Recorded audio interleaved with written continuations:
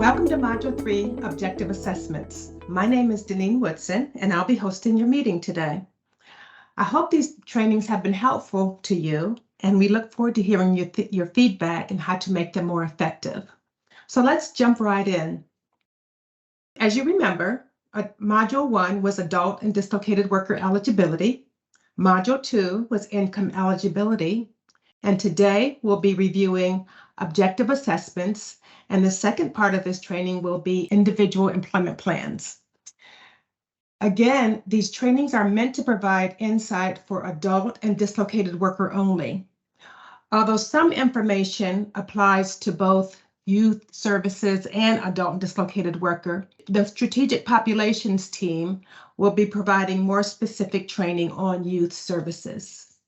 So what will we be reviewing today? We will be discussing motivational interviewing, the definition of suitability, as we realize that there have been some confusion regarding the definition of suitability, the required elements of an objective assessment, and also the general types of assessment tools. We will be determining appropriate tools and then some strategies and considerations for using those tools. At the end, we'll provide individual resources that may be helpful as you struggle through this process. So let's talk about motivational interviewing. What is it and why are we talking about it as it relates to objective assessments? It's very important that we remember that motivational interviewing is needed in order to help an individual engage in our services. Many come in with the desire to start worker training, and so we ask them to submit verifications or to fill out forms, and we never really have a deep conversation with them other than the intake process. But it's important during the intake process and throughout the life of the case that we use motivational interviewing to obtain the information that is needed. The steps towards motivational interviewing is asking open-ended questions. A lot of times we ask questions that have a yes or no or one-word response, but open-ended questions require more thought and additional information, such as, tell me about your work history, as opposed to, have you ever worked before? They include affirmations or statements of the individual's strengths that help build confidence. And that's what we want to do, is build their confidence as they've come in for assistance. Examples would be your work history while incarcerated helped you build skill level, as opposed to you couldn't do much while you were in prison, and we understand that. Consider reflections or statements that convey understanding about further meaning behind the spoken word. And don't forget to summarize. Summarizing allows the individual that you're working with to know that you have been listening and that you understand what they're trying to say. With the information that you obtain during the motivational interviewing, the participant can more easily take ownership of their career plan. Remember, we want to teach them how to fish and not so much give them a fish and tell them what to do and expect them to do it. The case managers typically can benefit with this upfront investment to prevent dropout and loss of contact later on. Our questions should evoke thought and commitment as addressed on the next slide. So why is it important?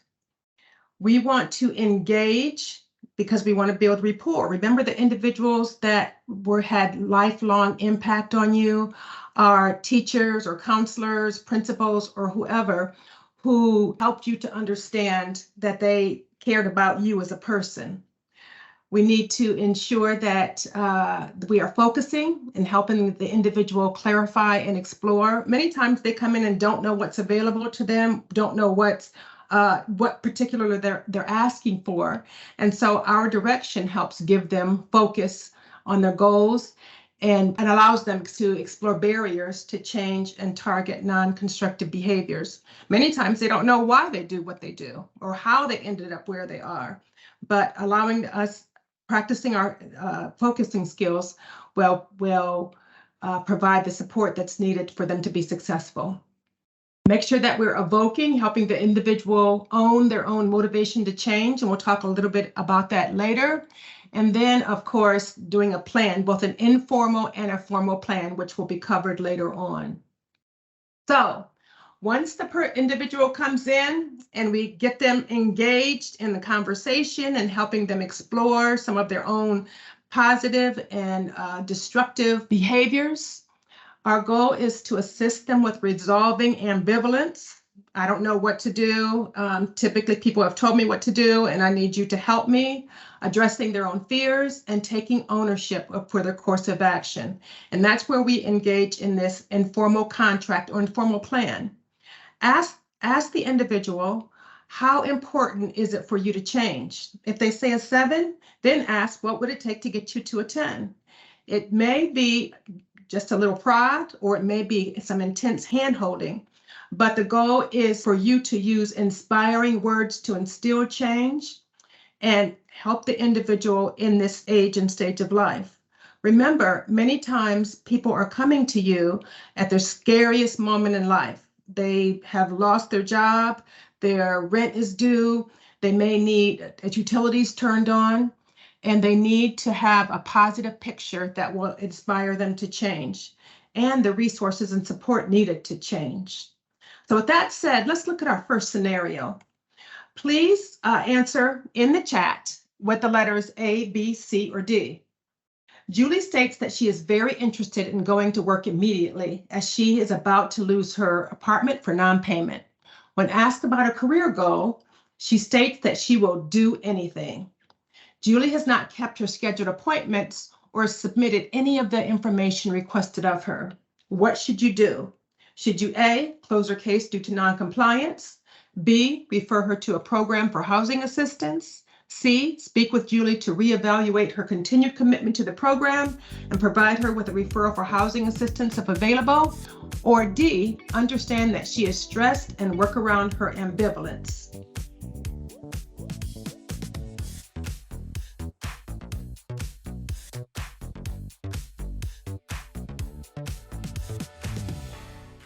So if you answered C, you are correct. Good job.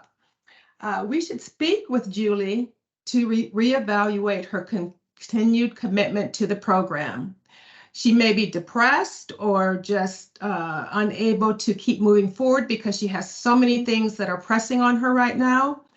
And we need to also address her housing issues, as if we are unable to address her housing issues, then trying to go to training or work may be a distant goal. Don't allow her to give up easily, and you don't give up easily. How long did it take for you to make the decision to obtain your current position or pursue further education or training? So let's talk a little bit about suitability. What is suitability? Suitability relates to the assessed ability and the perceived personal commitment of the participant. Many times we think that we're talking about eligibility for training services, but please be reminded that suitability in general discusses or takes into consideration a person's interest, ability to participate, and basically the appropriateness of services throughout the life of the case, from referral all the way to follow-up. It's the person's ability to attend training services, to successfully complete assigned activities, and to get and keep employment, leading to self-sufficiency. Remember, suitability is more like appropriateness. And let's look at some considerations as we're talking about appropriateness. Is it an ideal fit or poor fit? Is it appropriate or inappropriate for an individual to receive services? And let's look at the bottom right-hand corner. Typically, an individual comes in, and if they would be considered a poor fit or inappropriate fit if they lack support and basic needs. Remember Maslow's hierarchy of needs? We have to have those basic needs met before we can begin thinking about self-actualizing or becoming the true self that you want to be. They should be eligible for community resources, but they may have significant barriers that may not allow them to be successful at this time. And the emphasis is placed on at this time because once those needs are met or even begin to be addressed, they may move into a more appropriate or suitable status that would allow them to benefit from services. The ideal fit in the upper left-hand corner or appropriate fit, individuals may have barriers. They should be successful in employment or training. They may require supportive services, but most importantly, they want change, but may be apprehensive. And that's where we intercede with our superb motivational skills and help them to want to realize change. So, what should you consider? What should you consider depends on the information that you are able to collect. They include available assessments, documentation collection that you've obtained through interviewing and other means, and then in some cases, the employer's input on the customer. Your overarching question should be, can this individual be successful in their chosen field at this time? And that's what you're looking at, is at this time. And we're going to go over some scenarios to help you to understand that concept. So the training and supportive services needs, and we're not going to go over all of these, but some of the important ones that we need to keep in mind are the financial disincentives. When you're looking at an individual for suitability or for just training services in general, they come in and they're ready to go to training, but training is much different from work. If an individual comes in and says, yes, I want to go to training because I want to become this, do they have financial disincentives? Meaning that do they have other income or issues that need to be addressed? Conversations that are had saying, yes, you say that you want to go to training, and when you go to work, are you aware that that may cause you to lose other benefits like Social Security, like food stamps, like TANF, like housing? All of those are things that need to be taken into consideration, because if the individual isn't willing to give up those other benefits, even though we say, of course they would be, but it's maybe scary for them to go to work because they've never done it before and don't know if they'll be successful. Also, family engagement. Are they responsible for the care of parents, relatives, other children in the family? What about unrealistic vocational goals? Those young adults who want to be TikTok sensations or models or professional athletes. Have those discussions. Is that realistic? And I'm not saying to try to dissuade them, but they should understand that they need employment now and even funds if they would choose to go that way. And so the goal may seem unrealistic to you, but you may not be able to convince them that it's unrealistic to them. But tell them that look at secondary employment. Let's look at training and supportive service needs. Ensure that you document the needs in both skill training or supportive service needs. You must include all skills deficiencies and barriers. Those need to be documented in the WorkSource portal. And be sure that all training and supportive needs are reasonable and necessary. So let's stop and look at another scenario. Phyllis is 36 years old and has GED and some work history. She has 3 school-aged children and recently lost her job as a cashier. She has heard that there is demand for truck drivers and has always wanted to travel around the country. She would like to pursue her CDL. After she moves into an apartment in April, what should you do? Please answer with A, B, C, or D in the chat. Should you explore her current childcare and housing needs and barriers as part of the discussion regarding appropriate vocational goals? Should you ask her to reapply for services in June as more funds will be available? Should you verify that truck driving is a high demand skill? Or D, complete her IEP and pursue truck driving classes in July?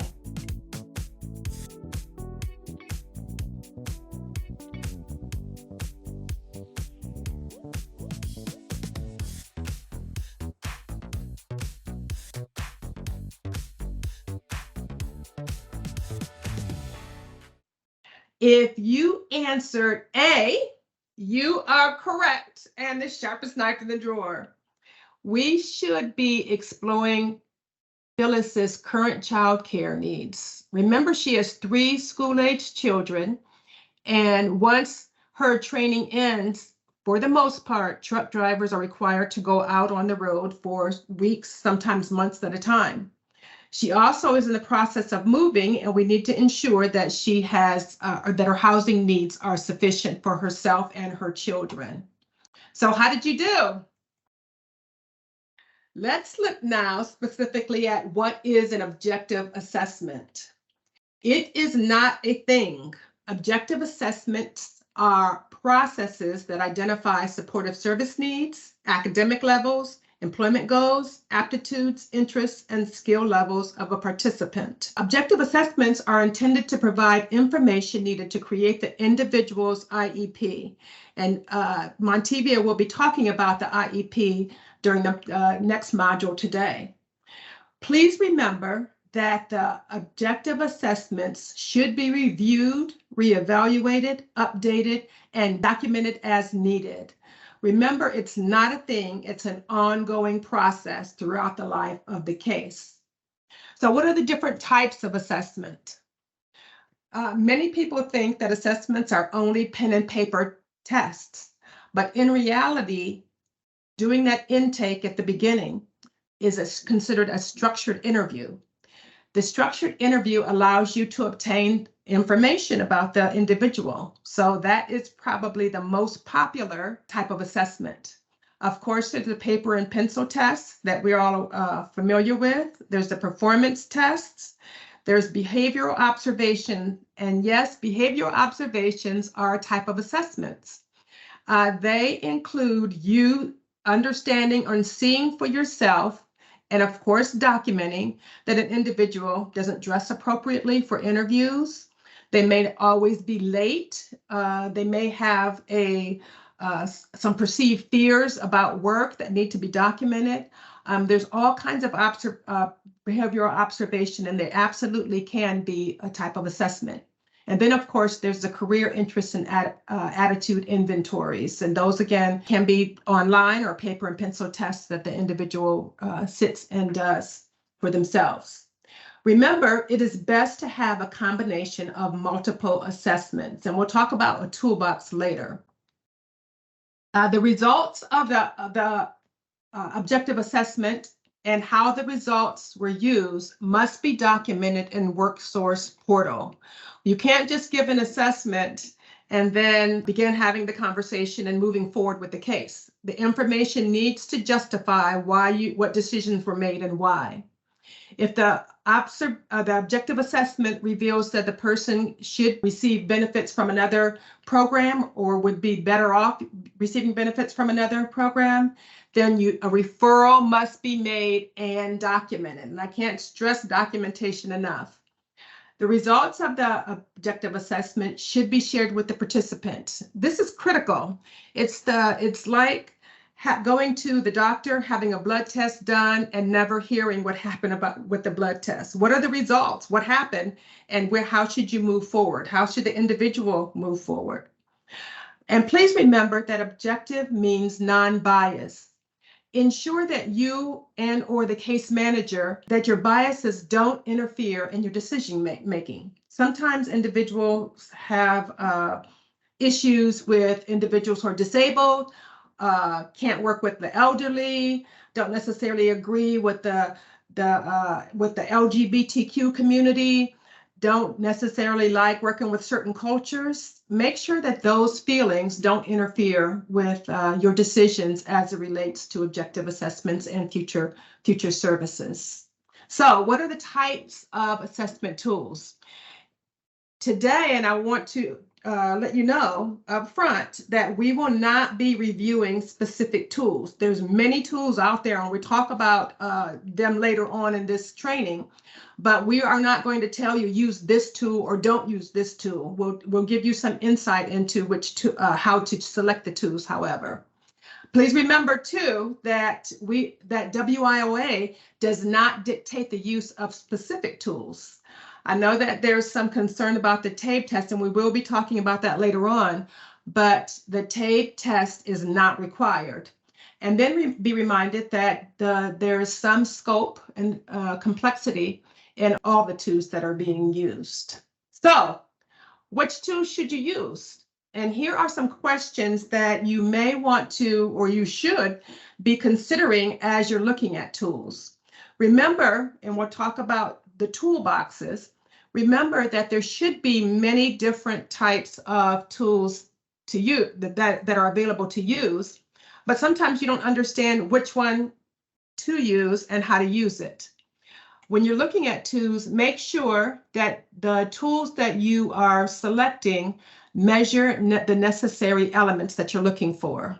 Of course, you wouldn't use a TABE test to determine if a person is their basic needs are met.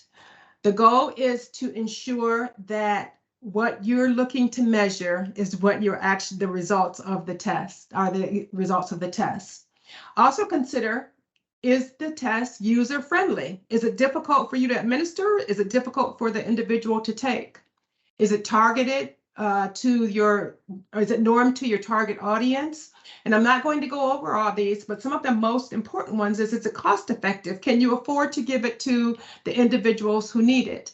And then the last can it be administered virtually? Many, especially of the young individuals, won't want to put their shoes on and come into the office. Can they take it online? And just the opposite for our older participants, they may not want to take it online. They may want to take it in person. Please be reminded that it's very important that you understand how to administer and how the impact of administering certain assessments on individuals have. I've heard a lot of times where we've tried to administer the TABE test, a person becomes frustrated, asks to go to the restroom, and then leaves and never comes back. That is the opposite of what we want to happen. So let's look at the types of assessment tools that can be and should be in your toolbox. And again, we're not going to review all of these, but know that these are the different assessment tools are available. Many are available online, and you can begin looking at and determining what's appropriate for your agency and for the type of individuals that you're serving. New tools are always available, and at some point, OWD will create a job aid to assist with determining appropriate objective assessments for your area. So we will, in future trainings, provide you with insights and positive and negatives for each of the, well, not for all of them, but for some of the objectives that are available to you to use for your participants. So let's look at scenario 3. Here we go. Remember to answer with an A, B, C, or D in the chat box. John was laid off from his position as a computer technologist after 10 years. He is requesting training support to become a certified nursing assistant. He has already been accepted into the program and needs assistance with tuition. What should you do? Should you A, because the training begins in 4 days, approve his eligibility and set up his ITA? B, complete a case note indicating that John is appropriate for CNA training due to your behavioral observation? C, assess John's appropriateness of a career choice by conducting an interview and possible aptitude interview before deciding eligibility for training services? Or D, provide John with a job lead to an open position to a tech company instead?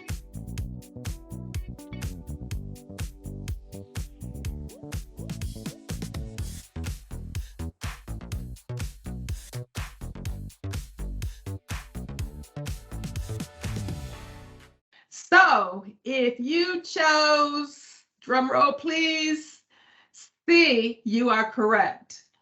Because John had previously been a computer technologist, the jump to a certified nursing assistant is a huge change in skill set.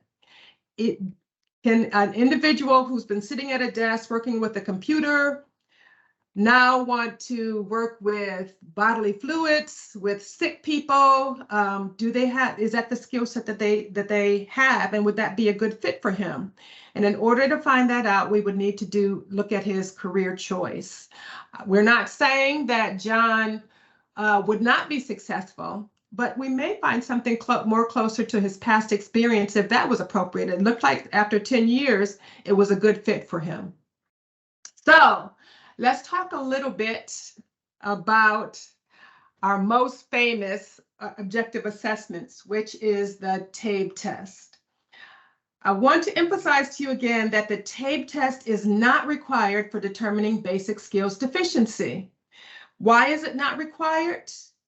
It's not only not required, but it's not recommended because it isn't easy to administer. It's not easy to interpret. It's not appropriate for all our participants, and it's labor intensive and time consuming. When is the TABE appropriate? It can be appropriate when measuring the individual's EFL gains after program enrollment for the purposes of determining their measurable skill gains. When is it required? It's required when measuring their EFLs through the pre and post test method for MSG. So I want to emphasize to you again, and I know that there's been some confusion, but the TABE test is not required for basic skills deficiency, and we're in the process of pulling down the current WIG and creating new information that will be released to you very soon. So let's not talk about what we shouldn't use, let's talk about which objective assessments we should use. What we need to do is consider pertinent questions to determine the types of objective assessments. How do we know what to use? What questions should we ask? What are we looking for? One of the questions you may be asking is, why isn't this individual working now? That would possibly use, and these are just suggestions, a structured interview. You may want to know what skills will be needed for their chosen career path. One of the objective assessments you could use is a performance test, skills and competency testing. It could be even, again, a structured interview, observation if you see that they can demonstrate the skill that's needed. Remember, objective assessments are designed to provide information needed to create the IEP. We'll be talking about that soon, to set realistic goals. The strategies and considerations that we'd like to recommend is that again, you develop, or have your administrative team develop, an objective assessment toolbox. Staff should be aware of the variety of tools that are available and should be able to customize those tools to the participants' needs and interests. Also, ensure that you set a time to discuss the results and offer feedback and answer any questions that participants may have as they are using these different tools. Remember to develop staff trainings to learn to administer the objective assessment tools. There's nothing worse than an individual asking a participant to complete an assessment and not being able to answer questions about the assessment. And then again, most importantly, is develop virtual options where possible. Remember, we want to make it as convenient as possible for the individual as they're taking their objective assessments. So let's look at another in our final scenario. Let's see what we should do with Justin. He is a 26-year-old male with work experience and a bachelor's degree in business. Justin is currently sleeping in his car and indicates that he is also battling long COVID. He does not have insurance to afford the meds for his current migraines. He wants to work in a health industry, but doesn't know what field. What should you do? A, acknowledge that he may be contagious and ask him to return when he is feeling better.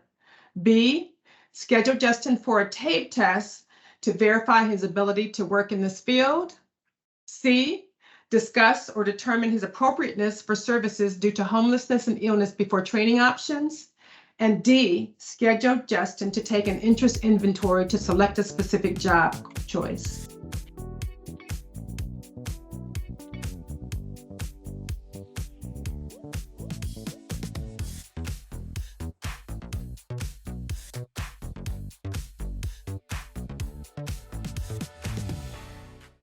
If you answered C, you are correct. Remember, Justin has an education, he has a bachelor's degree, but currently some of the issues that need to be addressed are his homelessness, remember he's sleeping in his car, and his illness, the long COVID that may keep him from being successful at training. If he's sleeping in his car and can't afford medications or treatment, then is training right now a good option for him? I know that he looked like a good candidate, but we need to address those individual issues and take into consideration how you would determine what types of objective assessments you would use to determine whether to move forward or how to move forward with Justin. That concludes the actual determined presentation on objective assessments. And here are some resources that you may want to consider. Remember, this PowerPoint and the IEP PowerPoints and all module training is available to you online and can be reviewed at your convenience. We also want to remind you to stay alert because we will have an active question and answer period, and to be able to discuss some of your concerns or your questions about these presentations. If you have additional questions later, you can visit us at worksourcegeorgia.com. Thank you so much for your participation, and we look forward to continued service. Bye-bye.